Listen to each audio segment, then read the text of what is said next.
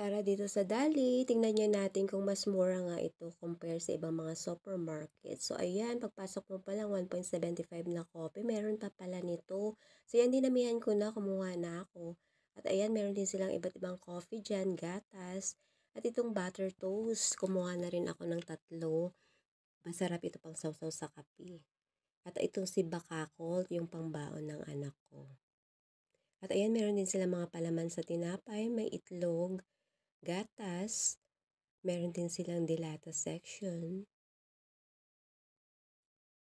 At syempre, kumuha na rin tayo ng dilata, ang mega sardines. Kaya may mga candy din sila, may mga tissue din sila dito.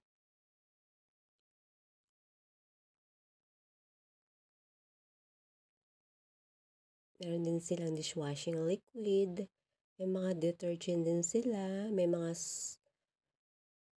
iba't ibang klaseng sabon. At syempre, kumuha na rin tayo pang labada. May mga noodle section din sila dito. May bigas. May mga juices din sila. Orange.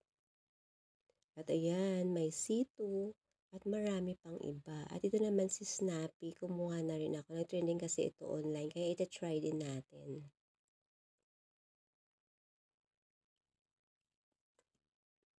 At pumunta naman ako ng meat section. Tingnan natin kung mura nga ba talaga. Kumuha na rin ako ng chicken drumstick. At ayan, marami silang mga frozen foods. At ito kumuha ako ng giniling. Tignan niya natin kung magkano ang kanilang giniling. At ayan niya, 130 pesos lang pala. So, kumuha na rin tayo. At ayan, marami pa silang mga frozen foods. May shumai dyan. Ayan, may ice cream sila. Mayroong mixed veggies. May mga ice din pala sila dito. Ice cubes. Ayan, may mga shampoo din sila. Napkin, alcohol, at marami pang iba. At ayan, kumuha na rin ako ng yogurt, ang favorite ng anak ko. At ayan, dito na tayo sa cashier. Magkano nga kaya ang abutin natin? Namili ko worth 700 pesos. Ayan.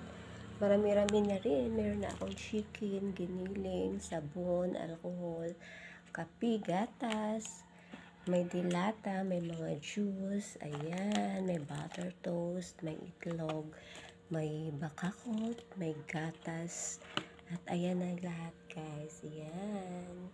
For only 700 pesos sa Dali yan.